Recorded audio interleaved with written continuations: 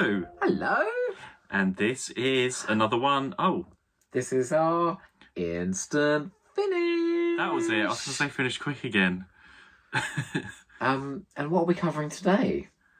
Well, very exciting. We have been waiting for this one for... Forever. Well, personally, we have been waiting for this one for a very long time. It is the next Sixth Doctor and Mel box set, Purity Unleashed, which is the third box set in the Hebe... The Hebe Harrison Adventures. Yes. What? Sixth Doctor and Mel and Hebe. Yeah, so... Without Hebe.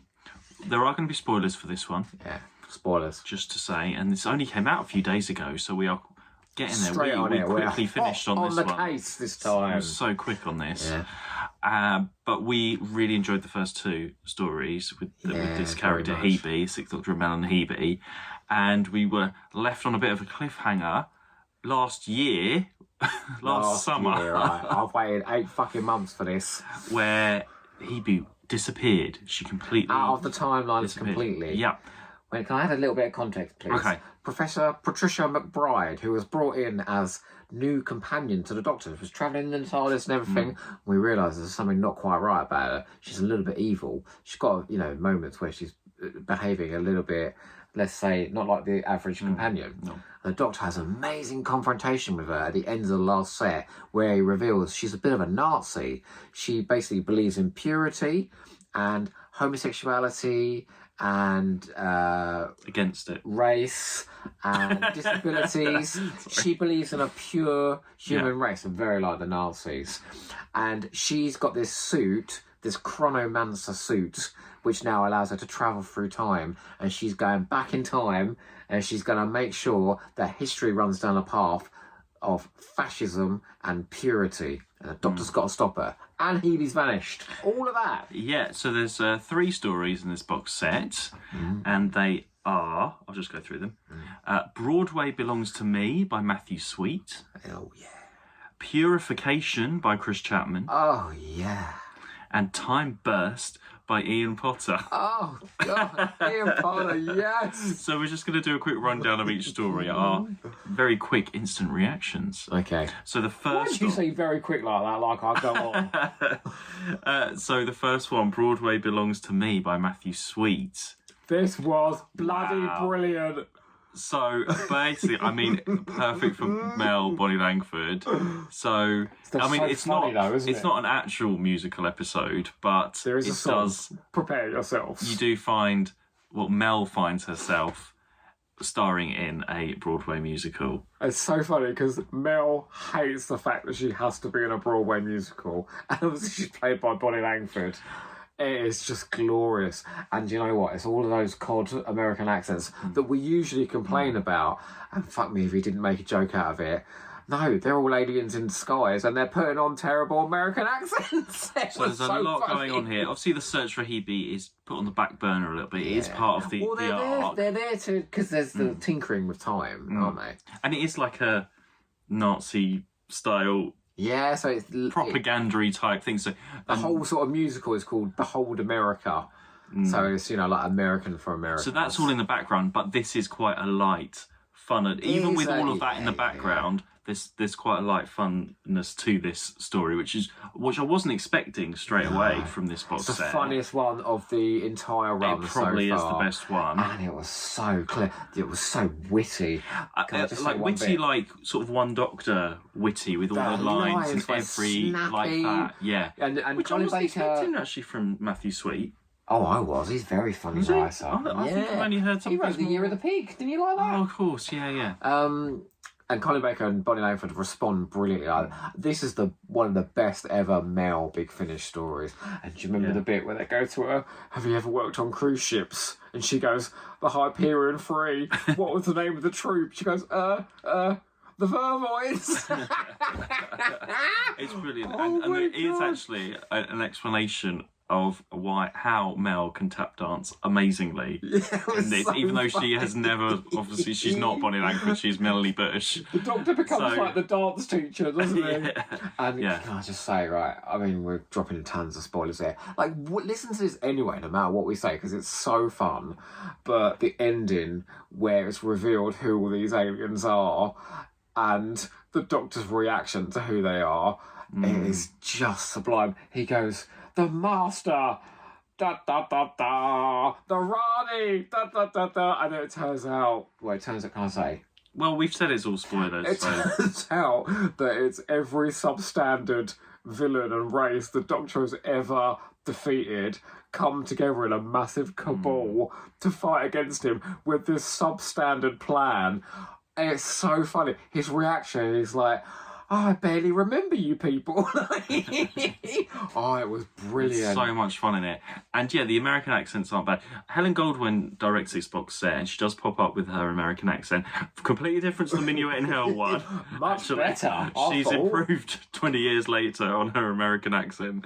I'm a pinch to say whether this or the middle one was the best of the set, but this was really strong. And actually, there's a lot of back and forth timey stuff in this, and actually throughout the whole box set. I suppose that's the point of it, isn't it? Because this villainous character is trying to change history, and Mel and the Doctor are in pursuit of it. So there is a bit of a timey-wimey bit even right at the beginning of this, which sets everything up. But I found this really easy to follow. Yeah. And apparently there's lots of different Broadway musical theatre references, which you probably didn't get all of them. So I'm sure if you love musical theatre and that, and the history of it all. But if you're a fan of, because it's what was it, 1930? Say 1930s New York. A bit later than that. Maybe a bit later. Yeah. But you say if you're a fan of musicals, but if you're just a fan of funny, light, sunny Doctor Who, then listen to this, because I was laughing my head off this night throughout. Yeah. Brilliant. Matthew Sweet, really great start. Top dollar. Absolute great start. You are not only a great interviewer, you are fabulous, right? Yeah. And I've got to say, all the production of it as well. How well, even the song. I'm calling him Howard Carter. Harold? Howard Carter. Harold Carter. Harold. Howard Carter's music and sound design was phenomenal as well. So then the second story in this set is Purification. Totally Chris different. Chapman. Completely different. Yeah, and this is where the tone of the box set changed a little bit. You do have that. It is a darker tone, isn't it? Because basically this woman is going through history trying to erase the other of anybody, if you see what I mean. It's really dark, but I thought it was rooted in like truthful characters. Very slower pace in this. Yeah. And as we said before, we haven't said because we have done these before, is there's a continuity of this arc, but there's no continuity at all. There's no recurring monsters. No. This is an entirely original story. So it could go, the exciting thing about it is it could go anywhere. We just don't know what's going to happen next, or if the Doctor and Mel are going to find Hebe, when they're going to find her, when they're going to catch up. And this is much more about the manipulation of events in history. So the villain is going back and talking to people at various points and just slightly tweaking things to go in her favour. And the Doctor and Mel always seem to be a few paces behind. So it's very much more character-driven, this one. But I think Chris Chapman, who is just he writes so really... good. I really like his... oh my God, I love that so much. He just writes brilliant. He's a fantastic writer. And frankly, he should be doing more. But he's busy doing the old DVD range, isn't he? He's busy doing the Blu-rays. But it was very intricate, the plot that she had, where, so basically she's trying to turn the Earth into this like fascistic society, this purified society. And so she's manipulating the lives of several people, making sure people get born, making sure people go into university at the right time, making sure people meet at the right time. Oh yeah, of course, I've just completely forgot how this starts with the Captain Cook stuff. Yeah. So we start way back in history, and she makes these people meet, and then she goes forward again in history a little bit and makes sure that they get together and all that. So we're jumping through lots of different... So the story doesn't feel stale. You feel like you're moving along at quite a pace. Well, and the plan's building as well. But it doesn't have that, like some stories, that action-y, music all the time. It's lots of character moments and conversations happening slowly throughout. And you can see, rather than the relentless So action. refreshing. It's not an action one. It's not but like it you know what we said has before that pace. that big finish being like it's so tedious when it's just like a TV soundtrack or an action soundtrack. These do feel more like old school Big Finish. I don't know if that's because Jacqueline Rayner's producer in this as well. She's got a good ear because for it, oh my god, we love Jacqueline Rayner, don't we? She's the best. She's absolutely the best thing. But can I just say, like, despite the fact that the plotting was brilliant in this and the characterization was brilliant, but the best thing was it was Imogen Stubbs as Professor Patricia McBride. Do you know why? I absolutely love the fact that she realised how much fun she could have with manipulating the timelines, and she's playing her up not like a ranting She's villain. not over the top villain. No, not at all. She's going, my In fact, God. I think she's underplaying it. Yeah, the things I could achieve. And when she sees the Doctor, she's like, I'm just doing what you do, but I'm doing it to a design. Because there's a couple of showdowns, as it were, between her and the Doctor. They're the best. But they're not big, shouty, villainish. They're just like, when they finally meet up, they're just having a stern conversation with each other, but they're big ethic moral dilemmas. But Colin Baker does that moral inclination brilliantly. it, yeah. He did it well at the end of the last set. He always does and that. It's just as good here when they come together and he says, like, you know, what you're doing is perverse. You're trying to stamp out any kind of diversity and things like that. Well, I mean, we wouldn't exist. If Professor Patricia McBride had her way. Doesn't exist. Oh, sorry. Really strong again. Completely different to the first one. Tied into the arc. Yeah. Flew by. And I was really deeply intrigued to see where it was going next. Well, it goes next to Time Burst by Ian Potter. Which is more in the same vein as the second one. The history and the manipulation. And it was a slower first episode. Yeah, we listened to the first episode. I was like, where's this going? Not actually. It didn't feel like much happened. Not much happened at all. Because she's trying to persuade someone to change his job because she's changing the future. And that's just the whole of the first episode. And then the Doctor and Mel are on the chase again. So it's back in time in Sheffield. In lots of Sheffield stuff. And there's like a Sheffield Steel factory that Patricia McBride has opened and is I was like, where's this going? Yeah, we're like, what is going on here? And then the cliffhanger hits with a big dramatic moment where Colin Baker reveals there's a historical event that's about to happen and a flood is about to go through and literally sweep away this town. And so we're learning about a tragedy that happens. But we've also, because we've had all those scenes with the characters, we've got close to them, so suddenly we care. And Colin Baker does his best cliffhanger acting, as always. God. And I've left Mel marooned. He's fabulous. He does the best cliffhanger acting ever out of any of the Doctors. You just know. It's Colin Baker. I like Dean Davidson. He's not embarrassed at all. He's like, can I go again? And then the second episode was great. I thought it really picked it up. The pace again. And then just as you get to the end, because you're like, where's Hebe? I was like, all throughout this, we were like, come on, where's Hebe? She's on the front cover. She's got to be in it. And she does turn up right at the end for another cliffhanger, obviously for the next box set. I'm glad it's only out in August and we don't have to wait another year. So we knew it wasn't good. In the back of our minds, we knew it wasn't all going to be over and wrapped up. They must be doing 4 box sets for this. There's got to be. I'm pleased. It's really good. So then you end up with this massive cliffhanger at the end after all this stuff and that one. Evil Toby Hadoke. I know, when Toby Hadoke turned up, I was like, oh, sorry, Ron. Basically, it appears, we don't know, because nothing's to explain. Again, it's all It appears that Patricia McBride has succeeded and turned the Earth into a fascist state, which is an old hat idea. But I bet Jack Rayner, but can I just say one thing? I'm not going to say the twist because I don't want to reveal this one, but the twist of who the couple they save is at the end of the story. That was the moment. I literally looked at him and went, man, oh man, that is gold. I did not see that twist coming at all in the third story. Brilliant. You're totally led along this path and you're completely wrong.